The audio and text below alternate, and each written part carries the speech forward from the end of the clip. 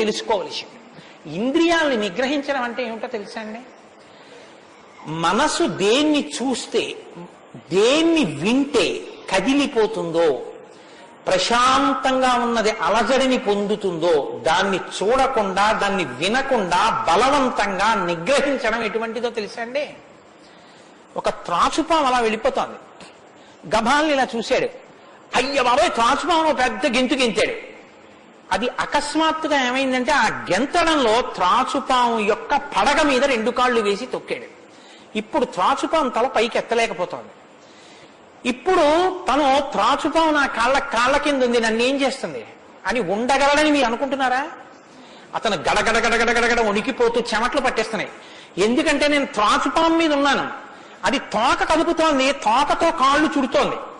ఈ కంగారులో ఏం చేస్తాడంటే త్రాచుపాము మీద తాను నిలబడి ఉండగా ఇక త్రాచుపాము తనను ఏం చెయ్యలేదన్న స్థితిలో ఉన్నా ఎప్పుడో ఒకప్పుడు త్రాచుపాము మీద కాలు తీసేస్తాడు.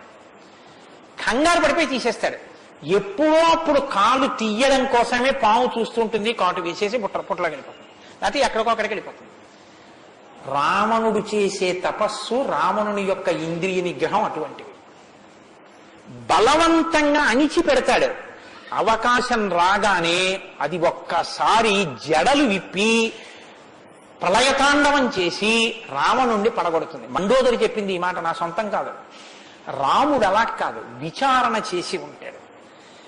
అర్థమనర్థం భావయనిత్యం అంటారు శంకరాచార్యులు వారు. నారీస్తన భరనాభీదేశం దృష్ట్యా మాగా మోహావేశం ఏతత్ మాంసవసాది వికారం మనసి విచింత్య వారం వారం అంటారు. మనసు దేని చేత కదిలిపోతోందో దాని యథార్థ స్వరూపాన్ని బాగా విచారణ చేస్తాడు. విచారణ చేసి ఈ పాటి దానిక నా ఒంట్లో ఉన్నటువంటి శక్తి అంతటినీ ఖర్చు చేసేస్తున్నాను అని మనసుని మరల్చే ప్రయత్నం చేసి ఆ వస్తువు తన కళ్ళ ముందు కనపడినా ఇంకా ఆయన మనసు చెక్కు చెదరదు, ఆ స్థితిని పొందుతాడు. ఇది శంకరాచార్యులు వారు నేర్పుతారు లోకానికి. గురువు చెప్పే మాట అంటే అలా ఉంటుంది. ఆయన ఎంత చమత్కారంగా అన్నారో చూడండి. నారీస్తన భరనాభీదేశం దృష్ట్యామోగా మోహావేశం. ఎందుకంత వెర్రెక్కిపోతున్నావు? యవ్వనం ఒంట్లో ఉండి ఓపికన్న కాలంలో నీ శరీరం కన్నా స్త్రీ శరీరంలో 2 వికారాలు ఉన్నాయి. శరీరపు ఊర్ధ్వభాగంలో 2 చోట్ల మాంసపు ముద్దలు పైకి పొటమరించాయి. శరీర అధోభాగంలో మాంసము కొంత లోపలికి వెళ్ళి ఉంది. ఈ 2 వికారాల కోసం నీ శరీరంలో ఉన్న సమస్త శక్తిని నశింప చేసుకున్నావు. ఇదా నీకు నరజన్మ ప్రయోజనం? మనసి విచింతియ వారం వారం, దీన్ని బాగా ఆలోచించు అన్నది. ఇది పట్టుకుందనుకోండి, కంటిని మనసుని కంటితో చూడడం వల్ల కదపగలిగిన మనసుకి ఇప్పుడు ఆ వస్తువు కనపడినా ఇక మనసు కదలదు. ఇది ఇంద్రియ నిగ్రహం అంటారు. ఇంద్రియాలని జయించడం అంటే అది. ఇది రాముడు. అందుకే ధృతిమాన్ వసి, అపారమైన శక్తితో ఉంటాడు, సంకల్ప శక్తితో ఉంటాడు, ఇంద్రియములను జయించిన వాడై ఉంటాడు. బుద్ధిమాన్ నీతిమాన్ వాగ్మి శ్రీమాన్ శత్రునిబర్హణ విపులాంశో మహాబాహు కంబుగ్రీవో మహాహను. నిజంగా శ్రీరామాయణాన్ని ప్రతి శ్లోకం ప్రతి మాట వ్యాఖ్యానం చేస్తే 42 రోజులు ఏమిటండి? నేను రిటైర్ అయిపోయే వరకు చెప్పినా శ్రీరామాయణం అయ్యేదేం కాదు. కానీ ఏదో 42 రోజుల్లో పూర్తి చేశాను అనిపించుకోవడం అంతే. కాబట్టి బుద్ధిమాన్ నీతిమాన్ వాగ్మి, అన్ని విద్యలు తెలుసున్నవాడు, శ్రీమాన్ ఐశ్వర్యం ఉన్నవాడు, శత్రు నిబర్హణ శత్రువులను నిగ్రహించగలిగిన వాడు, విపులాంశో ఎత్తైన మూపున్నవాడు, మహాబాహు బలిశిర బాహువులున్నవాడు, కంబుగ్రీవో కంఠం వంటి శంఖం వంటి కంఠం ఉన్నవాడు, మహాహను చెక్కిళ్ల పైభాగం చాలా ఉన్నతంగా ఉన్నటువంటి వాడు. అటువంటి మహానుభావుడు ఈ లోకంలోనే ఉన్నాడు. ప్రజాపతి సమశ్రీమాం ధాతా రిపురిషూదన రక్షితా జీవలోకస్య ధర్మస్య పరిరక్షిత రక్షితా స్వస్య ధర్మస్య స్వజనస్య చ రక్షిత వేదంగతత్వజ్ఞో ధనుర్వేదే చ నిష్ఠిత. ఎంత గొప్పగా మాట్లాడారండి నారద మహర్షి. నిజంగా ప్రజాపతి సమశ్రీమాన్, ఈ ప్రపంచాన్నంతటినీ పోషించగలిగినటువంటి వాడు, సాక్షాత్ శ్రీ మహావిష్ణువు. ధాతారి పునిషూదన, శత్రువులను నిగ్రహించగలిగిన వాడు. రక్షిత జీవలోకస్య, ఈ లోకాలన్నింటినీ రక్షించగలిగిన వాడు. ధర్మస్య పరిరక్షిత, ధర్మాన్ని రక్షించేటటువంటి వాడు. ధర్మాన్ని రక్షిస్తాడు కాబట్టి అధర్మాన్ని నిగ్రహిస్తాడు కూడా. ధర్మస్య పరిరక్షిత రక్షిత స్వస్య ధర్మస్య, తన ధర్మాన్ని తాను రక్షించుకుంటాడు. రక్షిత స్వస్య ధర్మస్య స్వజనస్య రక్షిత, అందరినీ రక్షిస్తే మరి స్వజనులు ఎవరు అంటే ఆయననే నమ్ముకుని ఉన్న వాళ్ళెవరో ఆ వారి రక్షణ యందు మరింత అప్రమత్తంగా ఉండేటటువంటి స్వరూపం ఉన్నటువంటి వాడు. అటువంటి వాడు సచ సర్వగుణోపేత కౌసల్యానందవర్ధన సముద్రైవ గాంభీర్యే ధైర్యేణ హిమవానివా. ఇందులోంచేనండి వాల్మీకి మహర్షి చెప్పిన శ్లోకాల్లోంచే తర్వాత ఉపమానాలన్నీ వచ్చాయి. ఇప్పటికీ మనం చూడండి ఆయన మేరునగ ధీరుడండి అంటాం. ఆయన్ని పోల్చి చెప్పేటప్పుడు హిమవత్ పర్వతము వంటి వాడు, సముద్రము వంటి గాంభీర్యం ఉన్నవాడు అని చెప్పారు నారద మహర్షి. సముద్రం చూడండి ఎంత గంభీరంగా ఉంటుందో. సముద్రం కడుపులో ముత్యాలు, రత్నాలు, వజ్రాలు ఇన్ని ఉంటాయి. ఇన్ని ఉన్నా కప్పి ఉంచుతుంది. సముద్రంలో బడబాగ్ని ఉంటుంది, కానీ తాను మాత్రం చల్లగా ఉంటుంది. సముద్రం ఒడ్డుకొస్తుంది, వచ్చి మీ కాళ్ళు తాను కడుగుతుంది. చేతకానిది ఎదురొచ్చి మీ కాళ్ళు కడిగిందని మీరు ధూర్తతనంతో లోపలికెడితే మిమ్మల్ని తనలో కలుపుకుంటుంది. ఎదురొచ్చి మీ దగ్గరికి వస్తోంది కదా అని మీ కాలి చెప్పు తీసి అందులో వేస్తే తీసుకొచ్చి అవతల బారేస్తుంది ఒడ్డున. ఇది సముద్రం యొక్క గాంభీర్యం. తాను ఉప్పు కయ్యగా ఉంటుంది, పర్వదిన స్నానానికి పనికొస్తుంది. ఇన్నిటిని కప్పిపుచ్చి నిలబడగలిగినటువంటి స్వరూపం సముద్రం. కడుపులో బడబాగ్గి ఉన్న, సీతాపహరణమే జరిగిన, తండ్రే మరణించిన, రాజ్యమే పోయిన, అరణ్యంలో తిరిగిన, జుట్టు తీసేసిన, జిల్లేడు పాలు పోసుకుని ఆఖరికి ఆ జటలు కట్టుకున్న, నారచీర కట్టుకున్న, పాదాలకి చెప్పులే లేకపోయినా, అగ్నిహోత్రాన్ని చంకన తగిలించుకున్న, అడవిలో మృగాన్ని బాణం పెట్టి కొట్టి చర్మం ఒలిచి మాంసం తీసి తెచ్చి సీతమ్మ వండితే తప్ప తినలేని స్థితిలో రాజారాముడైనటువంటి వాడు బ్రతకవలసి వచ్చిన, తెల్లవారుజామున 4 గంటల సమయంలో దాహమేస్తున్న ఏనుగు నదిలో తొండం పెట్టి నీళ్లు తాగడానికి కూడా భయపడినంత చలికాలంలో కూడా వెళ్లి స్నానం చెయ్యగలిగిన మొనగాడు. ఇన్ని కష్టాలు కడుపులో పెట్టుకుని కూడా పైకి చెక్కు చెదరకుండా ఉండగలిగినటువంటి గంభీరమూర్తి ఆయనయా రాముడంటే అన్నాడు నారదుడు. కాబట్టి సముద్రైవ గాంభీర్యే ధైర్యేణ హిమవానివా, ధైర్యంలో హిమవత్ పర్వతం వంటివాడు. పర్వతాన్ని చూడండి, వర్షధారల చేత కొట్టబడుతుంది, పిడుగులు పడిపోతాయి. ఆ పర్వతం మీదే చెట్లు పెరుగుతాయి, ఆ పర్వతం మీదే సింహాలు తిరుగుతాయి, పులులు తిరుగుతాయి. ఆ సముద్రానికి కన్నాలు పెట్టి పావులు పడుకుంటాయి. చిట్టెలుకలు కన్నాలు చేసి ఆ పర్వత పాదాల మీద తిరుగుతూ ఉంటాయి. ఎలుక కన్నం పెట్టి తనలో దూరిందని బెంగపెట్టుకోదు, ఒక ధూర్తుడు కాళ్లతో పైకెక్కాడని బెంగపెట్టుకోదు, వర్షధారలు కొట్టాయని కదలదు, పిడుగులు పడ్డాయని చెక్కు చెదరదు, పులులు సింహాలు తిరుగుతున్నాయని బెంగపెట్టుకోదు, మహాత్ములు తన మీద నడుస్తున్నారని పొంగిపోదు, తన మీద ఈశ్వరుడి దేవాలయం కట్టారని పరవశించిపోదు, తాను అలాగే నిలబడి ఉంటుంది. చెక్కు చెదరక నిలబడగలిగినటువంటి పర్వతం ఎటువంటిదో రాముడు అటువంటి వాడు. ఇది నారదుడు ఒక నరుడిగా ఆయనకున్న లక్షణాలు చెప్తున్నాడు. ఇవి నీవు సంతరించుకో, కొన్నైనా ప్రతిదానికి విచలితుడమైపోవడం కాదు, ప్రతి చిన్నదానికి కదిలిపోవడం కాదు, ధైర్యంగా నిలబడగలగాలి. నాకు కాకపోతే ఎవరికి వస్తాయి కష్ట సుఖాలు అనేటటువంటివి చేసుకున్న కర్మను అనుసరించి అని నిలబడగలిగినటువంటి స్థితి రామాయణం ఇస్తుంది. విష్ణునా సదృశో వీర్యే సోమవత్ ప్రియదర్శన కాలగ్ని సదృశ క్రోధే క్షమయా పృథివీ సమః. ఏమి శ్లోకాలు వాడారండి సంక్షేప రామాయణంలో మహానుభావుడు. విష్ణునా సదృశో వీర్యే, ఆయనతో పోల్చడానికి విష్ణు ఒక్కడే ఉన్నారు. ఎందుకంటే ఇంకా ఆయనతో పోల్చడానికి అటువంటి వాడు ఇంకొకడెవరుంటారు? విష్ణువుని విష్ణువుతోనే పోల్చాలి. కాబట్టి విష్ణువుతో సమానమైన వాడు. సోమవత్ ప్రియదర్శన, బాణం పట్టుకుని ఎదురుగుండా ఉన్న వాళ్ళ లక్షల మంది కంఠాలు తెగకోసినా సరే భక్తులైన వారికి మాత్రం ఆ స్వరూపాన్ని దర్శనం చేస్తుంటే ఎంత సంతోషంగా ఉంటుందో. కాబట్టి సోమవత్ ప్రియదర్శన, లోకంలో మూడిటిని ఎంత చూసినా చూడబుద్ధే వేస్తుంది. ఎంత చూడండి చూడబుద్ధి వేస్తుంది. అందుకే పార్వతీదేవి వినాయకుడికి ఏనుగు ముఖం పెట్టించింది. పసిపిల్లలకి కూడా సంతోషం కల్పించేవి 3 ఏమిటో తెలుసా అండి? గజముఖం, చంద్రబింబం, సముద్రం. మీరు సముద్రపు ఒడ్డుకి వెళ్ళి ఎంతసేపు కూర్చోండి, ఎంతసేపు చూస్తున్నా సముద్రాన్ని అలా చూడాలనే అనిపిస్తుంది. చీకటి పడిపోయిన తర్వాత సముద్ర ఘోష అదో సంతోషం, వస్తున్న కెరటాలు అదో సంతోషం, చీకటి పడ్డాక దీపాలతో దూరంగా వెళ్ళిపోతున్న ఓడ అదో సంతోషం, సూర్యోదయానికి సముద్రం ఆకాశం కలిసినట్టుగా ఉన్న చోట ఉదయిస్తున్న సూర్యబింబం అదో సంతోషం, ఆ పడుతున్న ఎర్రకాంతి అదో సంతోషం, సూర్యాస్తమయానికి సముద్రంలో కృంగిపోతున్నట్టుగా ఉన్న సూర్యుడు అదో సంతోషం. తిక్కన గారు విరాట పర్వంలో అంటారు, రాత్రి అయ్యేటప్పటికి ఆకాశం ఎలా ఉందంటేట మంచి సంపన్నుడైన గృహస్థు ఇంట్లో అలంకారం చేసినటువంటి పడకలా ఉందిట, దాని మీద పువ్వులు అవన్నీ వేస్తే ఎలా ఉందో అలా ఉందిట. సూర్యోదయానికి ఉన్నటువంటి ఆకాశం ఎలా ఉందంటేట, తెల్లవారిన తర్వాత 10 మంది చూస్తే దృష్టి దోషం కలుగుతుందని ఆ ఇంటి ఇల్లాలు దుప్పటి మీద ఉన్న పువ్వులు అవే అన్ని పోయేటట్టు ఒక్కసారి 2 చేతులతో ఇలా దులిపేస్తే అన్ని పోయిన తర్వాత దుప్పటి ఎలా ఉందో ఆకాశం అలా ఉంది తెల్లారాకంటారు. అలా ఆ సముద్రాన్ని చూస్తుంటే ఎంత అందంగా ఉంటుందో. పసిపిల్లల దగ్గర నుంచి కవుల వరకు జ్ఞానుల వరకు సముద్రం ఆనందమే. పసిపిల్లాడికి ఏం తెలిసనే ఆనందం, వృద్ధుడికి ఏం తెలిసనే ఆనందం. అందరూ సముద్రపు ఇంటికి వెళ్ళి ఆనందం పొందుతారు. ఆఖరికి తుఫాను సమయంలో సముద్రం చూడడం అదో సంతోషం కొంతమందికి.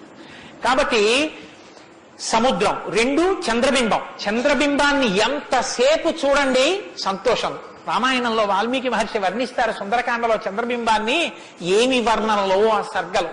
కాబట్టి చంద్రబింబం. 3 ఏనుగు. ఏనుగు చూడండి, వెంకటాచల క్షేత్రానికో తిరుత్తనియో వెడితే ఆ ఏనుగు ముందు నించుంటే పిల్లల్ని ఎంతసేపు నించోబెట్టండి సంతోషమే. ఆ తొండం ఇలా ఇలా ఆడిస్తూ ఆ ఏనుగు అలా నిలబడి అరటిపండు ఎత్తి నోట్లో పెట్టుకుని ఆ దుమ్ము తీసి మీద పోసుకుని స్నానం చేసి తెల్లటి దంతాలు, దాని స్వరూపం, దాని చిన్ని కళ్ళు, దాని వెంట్రుకలు, దాని తోక, పెద్ద పెద్ద కాళ్ళు, ఇంతంత గోళ్ళు, గుండ్రంగా పాదాలు. ఆ ఏనుగుని ఎంతసేపు చూసినా అబ్బా ఇంకేం చూస్తానులేండి అనిపించదు, అలా చూడబుద్ధి వేస్తుంది. అలా చూడబుద్ధి వేస్తుంది కాబట్టి ధ్యానం చేసేటప్పుడు ముందు గణపతి యొక్క ముఖాన్ని తదేకంగా చూస్తే ఆ ధ్యాన నిష్ట చేత విఘ్నములు తొలగిపోతాయి. కాబట్టి పరమేశ్వరుడు అందరూ తొందరగా దృష్టి పెట్టి చూడడానికి వైముఖ్యం కలగనటువంటి ముఖాన్ని నా కొడుక్కి పెడితే అందరికీ ఉపకారం జరుగుతుందని ఏనుగు తలకాయ తీసుకొచ్చి వినాయకుడికి పెట్టాడు. అది కారణం. వినాయకుడికి ఏనుగు తలకాయ ఉండడానికి కారణాల్లో అదొకటి. కాబట్టి విష్ణు నాసదృశో వీర్యే సోమవత్ ప్రియదర్శన కాలాగ్ని సదృశ క్రోధే. క్రోధం, కోపం వచ్చిందా కాలాగ్ని ఎటువంటిదో అటువంటి వాడు.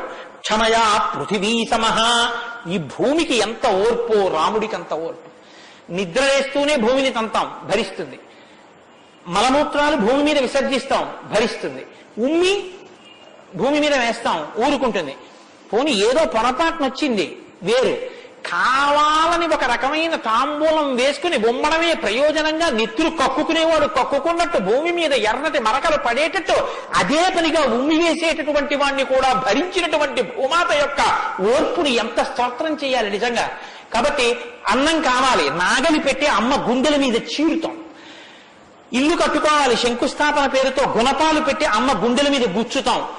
ఆఖరికి ఇంత సంపాదించి ఇంత కీర్తి తెచ్చి మా నాన్నగారు, మా బాబాయ్ గారు, మా మేనమామ, మా ఆయన ఇన్ని బంధుత్వాలు పెట్టుకున్న వాళ్ళు ఆ ఊపిరి ఆగిపోగానే తీసుకెళ్లి బయట చిరిగిపోయిన బొంతో చాపో వేసి పడుకోబెట్టి కొత్త చాప తెచ్చి 4 కర్రలకేసి తాడేసి కట్టి తీసుకెళ్లిపోతుంటే ఆఖరణ పుచ్చుకునేది ఈ తెల్లి ఒక్కతే.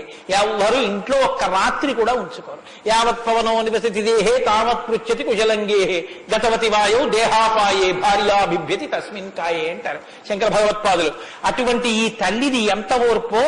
ఎన్ని అపచారములు చేసినా కూడా కడుపులో పెట్టుకునేటటువంటి అమ్మ స్వరూపమైనటువంటి భూమికి ఎంత ఓర్పు ఉందో అంత ఓర్పు కలిగిన వాడయ్యా రామచంద్రమూర్తి. కాబట్టి ధనదేన సమస్యాగే సత్యే ధర్మ ఇవాపరః. కుబేరుడు ఎంతటి ధనవంతుడో అంతటి మహానుభావుడు, అటువంటి త్యాగం ఉన్నవాడు. సత్యే ధర్మ ఇవాపరః. సత్యము ధర్మము ఒకదాన్నొకటి ఎలా కాపాడుకుని రక్షించుకుంటాయో అలా రక్షించి కాపాడగలిగినటువంటి వాడు. తమేవం గుణ సంపన్నం రామం సత్యపరాక్రమం.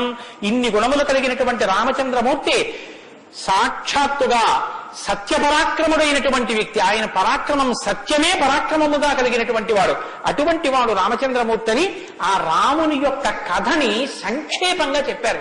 సంక్షేపంగా అంటే వివరంగా కాదు, బాగా గుర్తుపెట్టుకోండి. వివరంగా చెప్పలేదు, కేవలం ఏదో విహంగ వీక్షణం అంటారు చూసారా, ఒక్కసారి స్థాళీపులాక న్యాయంగా ఒకసారి అలా చెప్పేశారు. అది ఎంత తేలిగ్గా చెప్పేశారంటే, సజగామ వనం వీర ప్రతిజ్ఞామనుపాలయన్ పితుర్వచన నిర్దేశాత్ కైకయ్యా ప్రియకారణాత్ అంటూ. కానీ సంక్షేప రామాయణ శ్లోకాలండి, అవి నిజంగా మంత్రాలే. దశరథ మహారాజు గారు లేక లేక లేక లేక సంతానం కలగలేదని బెంగ పెట్టుకుని అశ్వమేధయాగం చేసి తత్పాపాన్ని పోగొట్టుకుని పుత్రకామేష్టి చేస్తే యజ్ఞపురుషుడు ఆవిర్భవించి ప్రసాదాన్నిస్తే ఆ పాయసాన్ని అనురూపలైనటువంటి తన భార్యలు స్వీకరిస్తే పెద్ద భార్య అయినటువంటి కౌసల్యాదేవి యొక్క గర్భాన్ని జనించినటువంటి సాక్షాత్ విష్ణు స్వరూపుడైన ధర్మాత్ముడైన రామచంద్రమూర్తి పినతల్లి అయిన కైకమ్మ 14 సంవత్సరములు అరణ్యవాసం చేసి రాజ్యాభిషేకాన్ని విడిచిపెట్టుకోవాలి రామచంద్రమూర్తిని 2 వరములు రాత్రికి రాత్రి దశరథ మహారాజు గారిని అడ్డుపెట్టి నిగ్రహిస్తే తండ్రిని సత్యవాక్యమునందు నిలబెట్టడం కోసమని రామచంద్రమూర్తి రాజ్యాన్ని పరిత్యజించి నారవస్త్రాలు కట్టుకుని చెప్పులు కూడా విడిచిపెట్టి మహానుభావుడు అరణ్యానికి బయలుదేరి వెళ్ళిపోతున్నారు. ఆ వెళ్ళిపోతున్నటువంటి సమయంలో రామస్య దయితా భార్య నిత్యం ప్రాణ సమాహిత జనకస్య కులే జాతా దేవమాయేవ నిర్మిత సర్వలక్షణ సంపన్నా నారీణాముత్తమామదో సీతాప్యనుగత రామం శిశినం రోహిణీ యథా. సాక్షాత్తుగా దేవమాయయే లోకంలో ఉన్న సౌందర్యమంతా రాశీభూతమై ఒక స్త్రీ రూపంలో వచ్చిందా అన్నంతగా కనపడేటటువంటి సీతమ్మ తల్లి, జనక మహారాజు గారి యొక్క పుత్రి, అయోనిజ అయినటువంటి తల్లి, స్త్రీలలో ఉత్తమమైనటువంటి రత్నంగా చెప్పబడినటువంటి తల్లి, సర్వలక్షణ సంపన్న అయినటువంటి సీతమ్మ చంద్రుణ్ణి రోహిణి ఎలా అనుసరిస్తుందో అలా కష్టసుఖాల్లో నీతో కలిసి ఉంటాను తప్ప నేను అంతఃపురంలో ఉండను అని చెప్పి రామచంద్రమూర్తితో కలిసి అరణ్యవాసానికి బయలుదేరింది. సోదరుడైనటువంటి లక్ష్మణుడు కూడా రామచంద్రమూర్తితో బయలుదేరాడు. ముగ్గురు అరణ్యవాసం చేస్తున్నటువంటి సమయంలో చిత్రకూట పర్వతం మీద ఉండగా తనకి రాజ్యం కావాలని భరతుడు కోరకపోయినా తల్లి వరం చేత రాజ్యాన్ని పొందడానికి అర్హుడైన భరతుడు మేనమావ గారి ఇంటి నుంచి తిరిగి వచ్చేసరికి దశరథ మహారాజు గారు ప్రాణాలు విడిచిపెడితే నాకు ఈ రాజ్యం వద్దని భరతుడు శత్రుఘ్నుడితో వశిష్ఠుడితో తల్లులతో కలిసి చిత్రకూట పర్వతం దగ్గరికి వెళ్లి, అన్నా రామా నాకొద్దు, ఈ రాజ్యం నువ్వే తీసేసుకోమని ఎంత నిగ్రహించినా ధర్మాత్ముడు సత్యవాక్య పరిపాలకుడైనటువంటి రామచంద్రమూర్తి నా తండ్రిని సత్యంలో నిలబెట్టడం కోసం నేను ఈ వనవాసానికి వచ్చాను తప్ప నాకు ఈ రాజ్యం అక్కర్లేదని స్వీకరించడం మానేసి తన పాదుకలను తీసుకెళ్లి భరతుడికి ఇస్తే భరతుడు పాదుకలను పట్టుకుని నందిగ్రామానికి వచ్చి సింహాసనం మీద పెట్టి రాజ్యం చేస్తుంటే మహానుభావుడు చిత్రకూట పర్వతం మీదే ఉన్నట్టయితే వచ్చినటువంటి తల్లులు సోదరులైనటువంటి భరత శత్రుఘ్నులు జ్ఞాపకానికి వస్తారని చిత్రకూటాన్ని విడిచిపెట్టి దండకారణ్యంలో ప్రవేశించి ఉన్నటువంటి సమయంలో అక్కడ ఉన్నటువంటి రాక్షసులలో ఒకటి అయినటువంటి శూర్పణక వచ్చి రామచంద్రమూర్తి యొక్క తమ్ముడైన లక్ష్మణుడు, లేదా సంక్షేప రామాయణం ప్రకారం రాముడిటే లక్ష్మణుడు చేసిన పని రాముడు చేసినట్టే, అందుకని రాముడి చేత ముకుచెవులు కోయబడితే ఆ శూర్పణక చేత ప్రేరేపింపబడిన కరదూషణాదులు త్రిశిరస్సు అనేటటువంటి 14,000 మంది రాక్షసులు రాముడి మీద దండెత్తి వస్తే తృణప్రాయంగా 14,000 మందిని నిగ్రహించినటువంటి రామచంద్రమూర్తి యొక్క పరాక్రమాన్ని శూర్పణక వల్ల తెలుసుకున్నటువంటి రావణాసురుడు అసూయతో సీతమ్మ తల్లి మీద మోహంతో సీతమ్మ తల్లిని అపహరించి తీసుకుని వెళ్ళిపోతే ఆగ్రహించినటువంటి రామచంద్రమూర్తి శబరిని దర్శనం చేసి తర్వాతి కాలంలో సుగ్రీవుడితో స్నేహం చేసి వారిని నిగ్రహించి దశ దిశలకి వానరుల్ని పంపిస్తే దక్షిణ దిక్కుకు వెళ్లినటువంటి హనుమ సీతమ్మ తల్లి యొక్క జాడ కనిపెట్టి 100 యోజనముల సముద్రాన్ని దాటి ఈవలి ఒడ్డుకు వచ్చి రామచంద్రమూర్తికి సీతమ్మ క్షేమవార్త చెప్తే రామచంద్రమూర్తి నీరుని యొక్క సహకారంతో సముద్రానికి సేతువు కట్టి సముద్రాన్ని దాటి ఆవలి ఒడ్డుకు వెళ్లి లంకారాజ్యంలో వానర సహకారంతో రావణ కుంభకర్ణాది వీరులను నిగ్రహించి తిరిగి మళ్లీ అయోధ్య పట్టణానికి వచ్చి పట్టాభిషిక్తుడై 11,000 సంవత్సరములు ఈ రాజ్యాన్ని పరిపాలన చేసి రామరాజ్యం ఇలా ఉంటుంది అని చెప్పి లోకానికి చాటి చెప్పిన వాడయ్యా రామచంద్రమూర్తి అంటే సంక్షేప రామాయణాన్ని కథారూపంగా శ్లోకరూపంగా నారద మహర్షి వాల్మీకి మహర్షిగా ఉపదేశం చేశారు. ఉపదేశం చేస్తే సంతోషించారు. ఆ రామరాజ్యం యొక్క గొప్పతనాన్ని 4 శ్లోకాలు వినకపోతే మనం దోషం చేసిన వాళ్ళం అవుతాం. ప్రహృష్టముదితో లోకస్తుష్ట పుష్ట సుధార్మిక నిరామయో హ్యరోగశ్చాదుర్భిక్ష భయవర్జిత న పుత్రమరణం కించిత్ ద్రక్షంతి పురుషః క్వచిత్ నార్యాశ్చా విధవా నిత్యం భవిష్యంతి పతివ్రతాః న చాగ్నిభయం కించిత్ ఆప్సుమజ్జంతి జంతవః న మాతజం భయం కించిత్ నాపి జ్వరకృతం తథా న చాపి క్షుద్భయం తత్ర న తస్కర భయం తథా న గదాని చ రాష్ట్రాని ధనధాన్యయుతాని చ నిత్యం ప్రముదితాః సర్వే యథా కృతయుగే తథా అశ్వమేధశతైర్రిష్టా తథా బహుసువర్ణకైః. రామచంద్రమూర్తి రాజ్యం చేసేటటువంటి కాలంలో కొడుకులు మరణిస్తే పెద్దవాళ్లైనటువంటి వాళ్ళు పిల్లలకి ప్రేతకార్యం చేయడం అన్నది లేదు. స్త్రీలు విధవలై భర్త మరణిస్తే జీవించవలసినటువంటి దౌర్భాగ్యం లేదు. అందరూ పసుపు కుంకాలతో భర్త చేతుల మీద వెళ్ళిపోయేవారు. ఎక్కడ అగ్నిభయం ఉండేది కాదు. జంతువులు నీళ్లలో మునిగి మరణించడం అనేటటువంటిది ఉండేది కాదు. వాత భయం కానీ, అనారోగ్యాలు కానీ, జ్వరాలు ఏర్పడడం కానీ, భయంకరమైన వ్యాధులు పటమరించడం కానీ, దొంగతనం కానీ, క్షుద్బాధ కానీ, ఆకలితో అలమటించడం కానీ, అశాంతి కానీ లోకంలో ఎక్కడా లేవు. అశ్వమేధాది యాగములను చేసి ఎంతో మంది బ్రాహ్మణులకి బంగారాన్ని దానం చేశాడు. గవాం కోట్యయుతం దత్వా బ్రహ్మలోకం ప్రయాస్యతి అసంఖ్యేయం ధనం దత్వా బ్రాహ్మణేభ్యో మహాయశాః. కొన్ని కోట్ల గోవులు దానం చేశాడు, కొన్ని కోట్ల బంగారు నాణెములు దానం చేశాడు. దశవర్ష సహస్రాణి దశవర్ష శతాని చ రామో రాజ్యముపాసిత్వా బ్రహ్మలోకం గమిష్యతి. రామో రాజ్యముపాసిత్వ, రాజ్యాన్ని ఉపాసన చేశాడు మహానుభావుడు.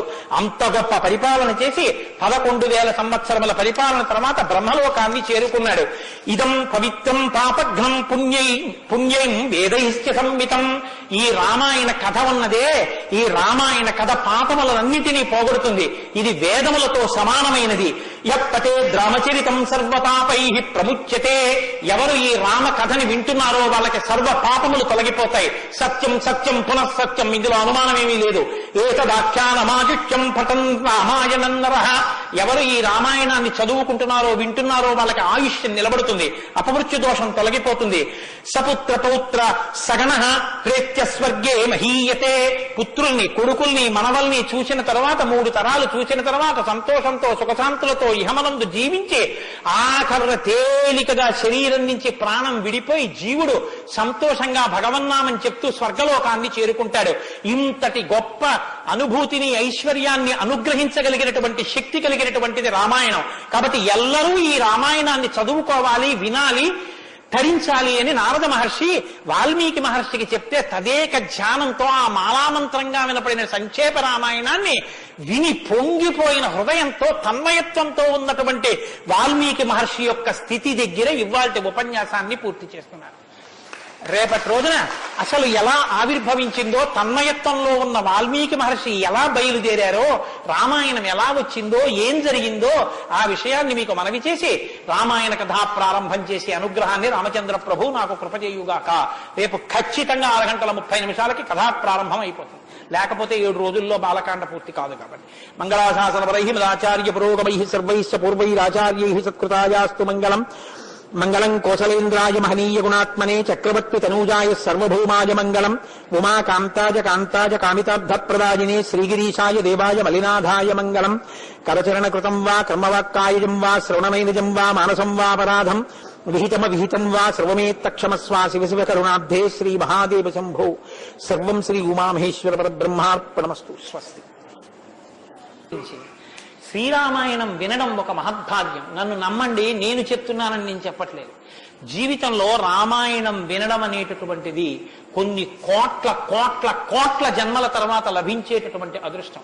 అందున సంపూర్ణ రామాయణం బాలకాండ నుంచి పట్టాభిషేకం వరకు ఏకబిగిన మండల కాలం రామాయణం వినడం అనేటటువంటిది సంభవం అయ్యేటటువంటి విషయం కాదు. అది కేవలం పూర్వపుణ్యం, రామానుగ్రహం ఉంటేనే సాధ్యమయ్యేటటువంటి విషయం. అటువంటి రామ కథ విన్న తరువాత మనం కేవలం లేచి వెళ్ళిపోవడం వల్ల ప్రయోజనం కన్నా రామనామాన్ని చెప్పి వెడితే చాలా బాగుంటుంది. రామనామం కేవలం రామ అనడం కన్నా పెద్దలు మనకు ఒక మార్గాన్ని ఇచ్చారు. రామ రామ రామ అని 3 మాటలంటే ఆ రోజున వాళ్ళు విష్ణు సహస్రం చెప్పిన ఫలితం.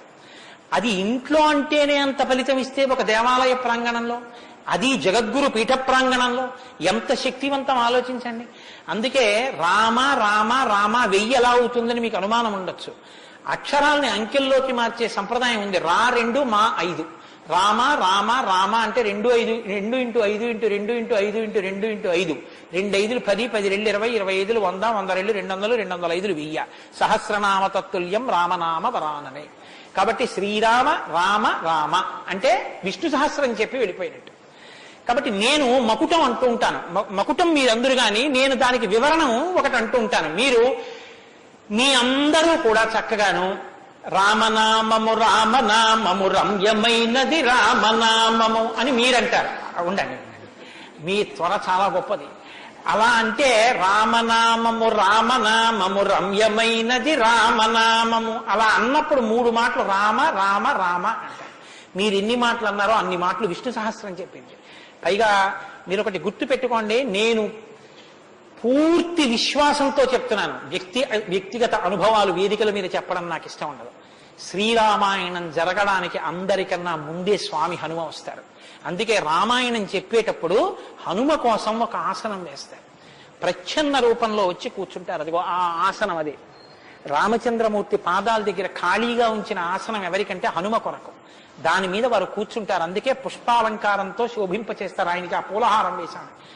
రామనామం చెప్తుంటే ఆయన ఇలా చూస్తూ ఎవరా రామనామం చెప్తున్నారో పొంగిపోతారట. రాముడు హనుమ ప్రీతి పొందేస్తారు. ఎంత అసలు సీతమ్మ పరవశించిపోతుంది. నేను మీకు ఇప్పుడే చెప్పాను, వాక్కు ఉన్నది ఒక్క మనుష్య జన్మకి. అది మన భాగ్య విశేషం చెప్పగలగడం. రోజు అలా అని మీతో నేనేం గంట సేపు చెప్పించను. ఒక్క 11 పర్యాయాలు అందులో నాకు ఏది అనిపించాలనిపిస్తే అవి అనిపిస్తూ ఉంటాను.